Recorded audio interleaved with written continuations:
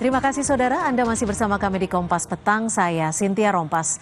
Pengarahan Presiden Prabowo Subianto dalam acara forum pertemuan atau Town Hall Meeting Badan Pengelola Investasi Daya Anagata Nusantara atau Danantara berlangsung tertutup. Seluruh rekan-rekan media yang berada di sisi belakang, di area titik kumpul, kami persilahkan untuk berkenan menyesuaikan meninggalkan Cendrawasih Room. Terima kasih. Usai acara Town Hall Danantara dibuka oleh CEO BPI Danantara Rosan Roslani, pihak penyelenggara meminta agar awak media segera meninggalkan ruangan karena acara berlangsung tertutup. Dalam acara ini, Presiden Prabowo hadir bersama 6 Menteri Koordinator dan Menteri Kabinet Merah Putih yang tergabung dalam Dewan Pengawas BPI. Meningkatkan efisiensi aset. Wahai Tuhan yang Maha. Usai acara, Presiden Prabowo mengungkap isi arahannya dalam acara Town Hall Meeting Danantara. Prabowo meminta agar direksi BUMN segera meninggalkan setiap praktik yang tidak efisien maupun praktik yang tidak benar. Presiden juga membenarkan jika acara tidak dapat diakses oleh media karena banyaknya teguran yang disampaikan Prabowo kepada direksi BUMN. Saya minta semua direksi berbuat yang terbaik, tinggalkan praktek-praktek zaman dulu mungkin yang kurang efisien, atau ada praktek-praktek yang nggak benar, harus ditinggalkan. Ya tertutup karena saya banyak negor juga direksi-direksi gitu, nggak enak kan ditegur di depan kalian, oke? Terima kasih. Saudara Kepala Kantor Komunikasi Kepresidenan Hasan Nasbi mengumumkan pengunduran dirinya melalui media sosial. Ia mengakui keputusan diambil secara matang demi kebaikan komunikasi pemerintah yang akan datang. Hasan Nasbi menyebut telah menyerahkan surat pengunduran dirinya kepada Presiden Prabowo Subianto melalui Mensesnek Prasetyo Hadi dan Seskap Teddy Indra Wijaya sejak Senin 21 April lalu. Ia berterima kasih kepada Presiden karena mempercayakan dirinya menjadi bagian dari Kabinet Merah Putih. Ia menegaskan siap membantu proses transisi kepemimpinan di Kantor Komunikasi Kepresidenan.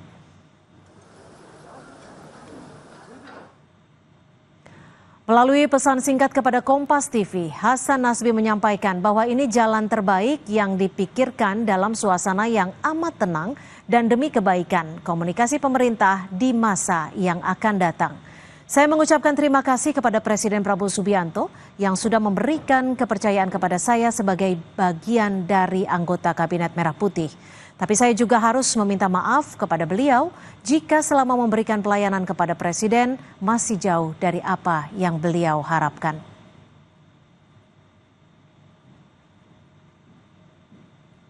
Kantor Komunikasi Kepresidenan atau PCO memastikan tetap bertugas seperti biasa usai mundurnya Hasan Nasbi sebagai Kepala Komunikasi Kepresidenan. PCO pun menghormati keputusan Hasan Nasbi untuk mundur serta mengapresiasi kontribusi Hasan Nasbi sebagai Kepala PCO sejak Agustus 2024.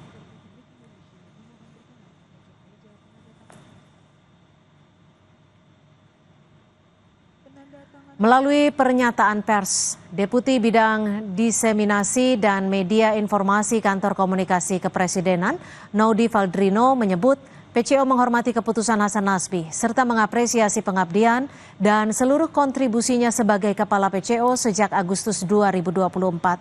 PCO juga tegaskan akan tetap fokus mengkomunikasikan kebijakan strategis dan program prioritas pemerintah.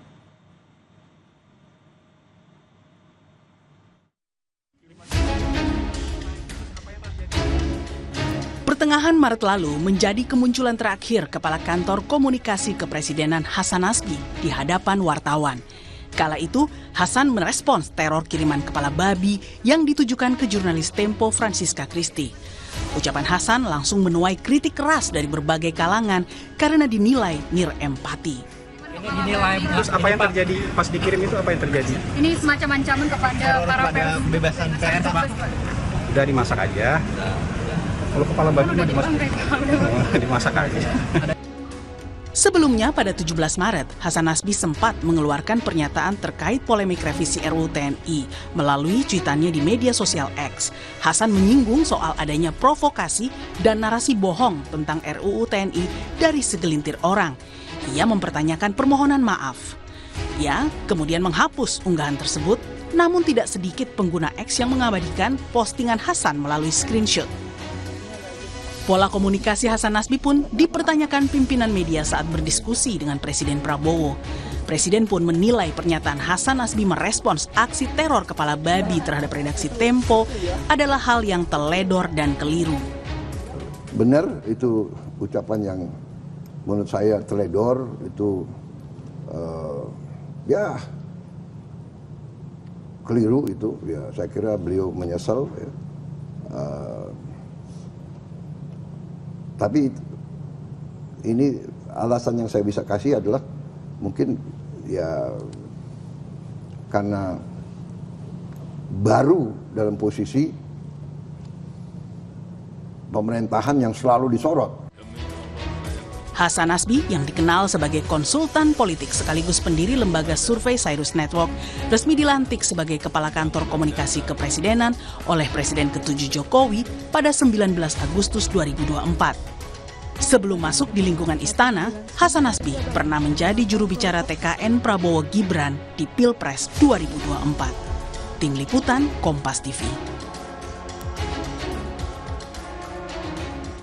Saudara, lebih lanjut soal mundurnya Hasan Nasbi sebagai Kepala Kantor Komunikasi Kepresidenan, kita bahas bersama analis komunikasi politik UNPAD sudah ada Kunto Adiwibowo, serta Wakil Ketua Umum Partai Golkar Ahmad Doli Kurnia. Selamat petang Bang Doli, Pak Kunto, terima kasih sudah bergabung bersama kami di Kompas Petang. Selamat sore, sama-sama Cynthia. Ya, saya ke Pak Kunto. Pak Kunto, sebagai analis komunikasi, analisa Anda apa yang membuat Hasan Nasbi mundur saat ini dan hanya melalui media sosial? Iya, yang pertama adalah tentu saja blundernya yang diakui oleh Pak Prabowo juga soal kepala babi itu. Lalu yang kedua, yang saya juga mencatat beberapa hal ya, Pak Hasan Nasbi selama jadi kepala PCO itu paling tidak hanya 8 kali lah mengeluarkan statement yang terkait dengan kebijakan pemerintah gitu, dan salah satunya bahkan dibantah oleh Mensesnek, yaitu soal efisiensi, tentang nggak ada kok instansi yang salah ngerti soal efisiensi gitu, kata Mensesnek waktu itu. Lalu yang ketiga, kita bisa lihat bagaimana Hasan Nasbi ini udah mundur dari 21 April sebenarnya. Ketika 19 April Pak Prabowo menunjuk jubir internalnya, yaitu Mensesnek salah satunya, dan 21 di video yang diunggah oleh Hasan Nasbi hari ini kan itu tertanggal tanggal 21, dan dia hari terakhir dia datang ke PCO kan, ke kantor komunikasi presidenan. Dan ada gap yang kemudian menurut saya ini menunjukkan bahwa memang ada masalah yang mendasar nih antara komunikasinya PCO dengan presiden sendiri. Bagaimana surat itu, bahkan surat pengunduran dirinya kan dia titipkan ke Teddy dan ke Pak Prasetyo Adi kan, bukan langsung ke Pak Prabowo. Harusnya sebagai PCO dan koordinator jubir, dia harusnya punya akses langsung kan ke Pak Prabowo. Dan itu yang menurut saya membuat Hasan Nasbi tidak bisa bekerja secara optimal selama ini, Mbak. Oke, kalau Bang Doli melihatnya seperti itu juga, pernyataan blundernya Hasan Nasbi, tidak ada kedekatan antara Hasan Nasbi dan juga Presiden, dan juga tidak ada komunikasi yang cukup erat antara Presiden dan juga Hasan Nasbi. Kalau Anda melihatnya seperti apa, Bang Doli? Ya, pertama fakta bahwa saudara Hasan Nasbi sudah mundur, ya. Saya kira itu sebuah fakta yang kemudian ya tinggal menunggu keputusan Pak Presiden kan, diterima atau tidak pengunduran dirinya itu. Dan ya mungkin ini juga keputusan yang diambil secara mandiri, ya, kesadaran pribadi saudara Hasan Nasbi. Yang kedua, ini perlu diapresiasi juga. Saya kira ini pembelajaran buat kita semua ya. Jarang loh ada pejabat di Republik ini yang merasa mungkin ada masalah gitu, kemudian mengundurkan diri. ya ini pembelajaran juga buat kita. Jadi saya satu sisi memberikan apresiasi saudara Hasan Hasbi yang berani mengundurkan diri gitu, terlepas misalnya kita memperdebatkan dia salahnya di mana gitu, atau dia merasa salah sendiri, atau kemudian pernah kena tegur dengan presiden dan seterusnya.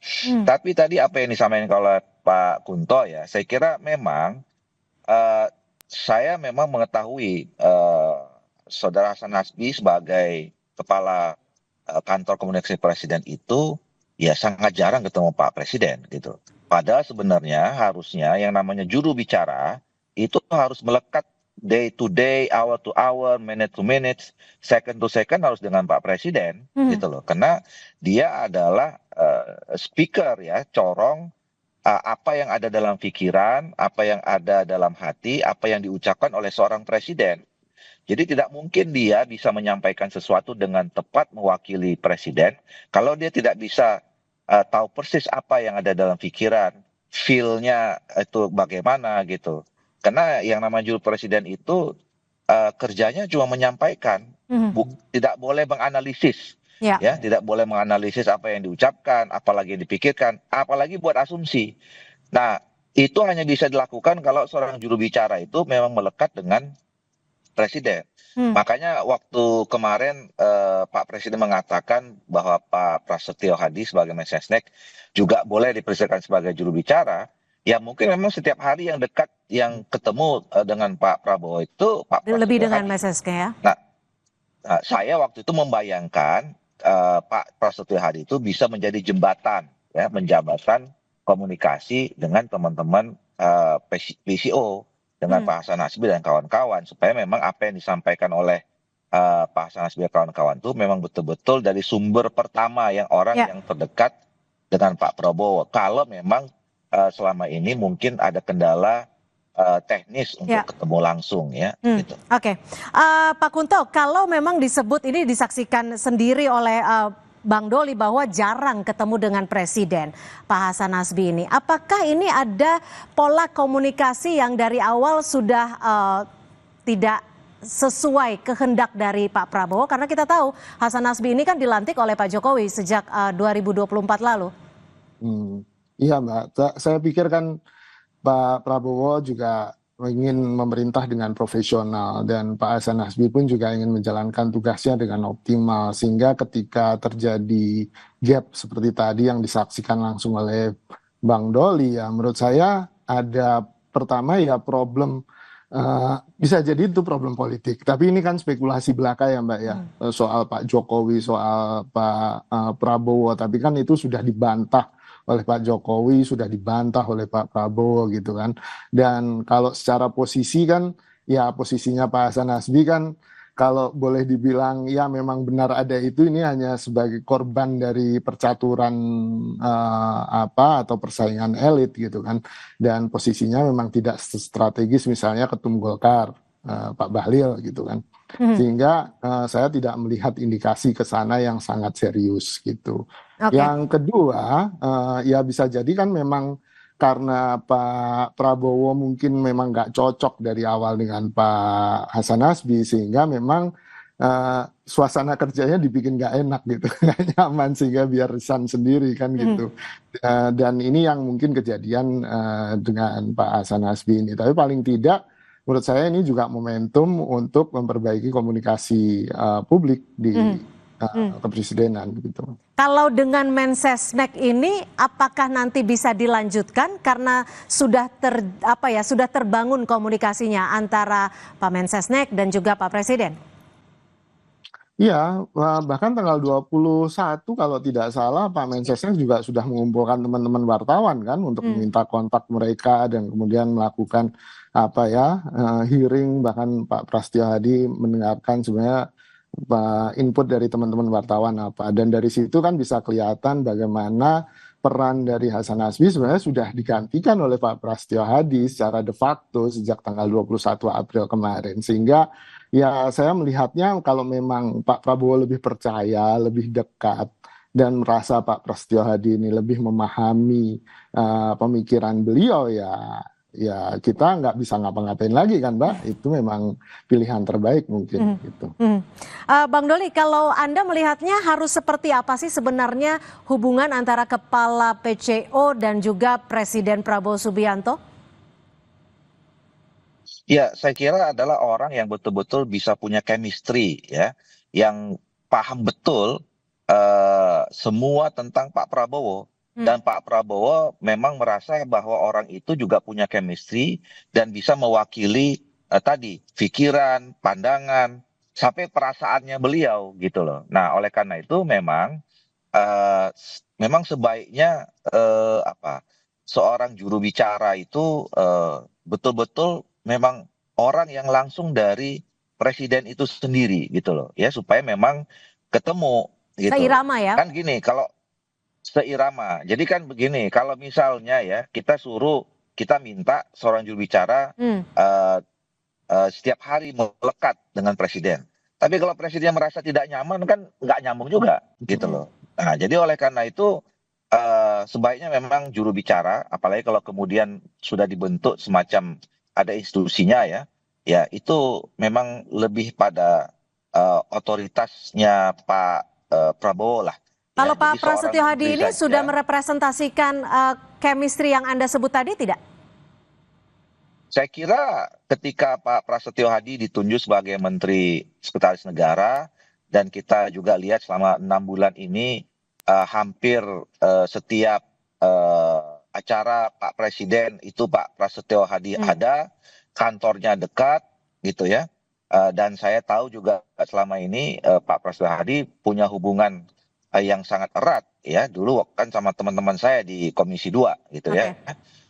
Sering kalau kita mau ada rapat atau apa minta izin kena dipanggil Pak Prabowo gitu. Jadi saya kira memang dari sejarahnya Pak Prasetyo Hadi cukup dekat dengan Pak Prabowo dan hari ini secara formal posisinya sebagai Mensesnek juga sangat melekat dengan Pak Prabowo sebagai presiden. Pak Kunto, kalau menurut Anda, jika saat ini posisi Kepala PCO adalah kosong seperti itu, apakah perlu di-replace atau digantikan? Atau saat ini ya cukup dengan Mensesnek selaku jubir presiden saja? Karena kan sebenarnya Kepala PCO itu salah satu tugas dan fungsinya adalah koordinator juru bicara presiden. Jadi diasumsikan juru bicara itu tidak hanya satu, ada beberapa. Dan kalau memang dibutuhkan koordinator dan harusnya kan Kepala PCO lah yang kemudian merangkum, mensummarize semua analisis yang sudah dilakukan oleh deputi-deputinya, lalu dipresentasikan atau diserahkan pada Pak Presiden untuk kemudian mendapatkan arahan tentang apa konten komunikasi yang seharusnya disampaikan kepada warga gitu kan, kepada masyarakat. Nah, kalau fungsi itu memang strategis dan di dalam perpresnya juga strategis, harusnya itu diisi. Tapi ya tadi catatannya, jangan sampai kemudian memilih orang yang tidak punya chemistry, bahasanya Bang Doli kan, dengan Pak Prabowo gitu kan. Nah, kalau memang, tapi kan Pak Prasetyo Hadi udah Mensesnek, gak mungkin dia rangkap jabatan jadi Kepala PCO ya. Alternatif kedua ya PCO-nya dibiarkan kosong dan hanya menunjuk semacam ya pejabat sementara gitu sampai kemudian Pak Prabowo menemukan orang yang tepat gitu. Baik, terima kasih atas analisa Anda, analis komunikasi politik Unpad Pak Kunto Adiwibowo serta Wakil Ketua Umum Partai Golkar Bang Ahmad Doli Kurnia. Selamat sore. Selamat sore. Terima kasih. Saudara, informasi lainnya di Kompas Petang masih akan kami hadirkan selepas jeda. Di antaranya Ketua PSSI Erick Thohir memastikan Timnas Indonesia akan menggelar pemusatan latihan di Bali Training Camp yang bakal dimulai pada 26 Mei 2025.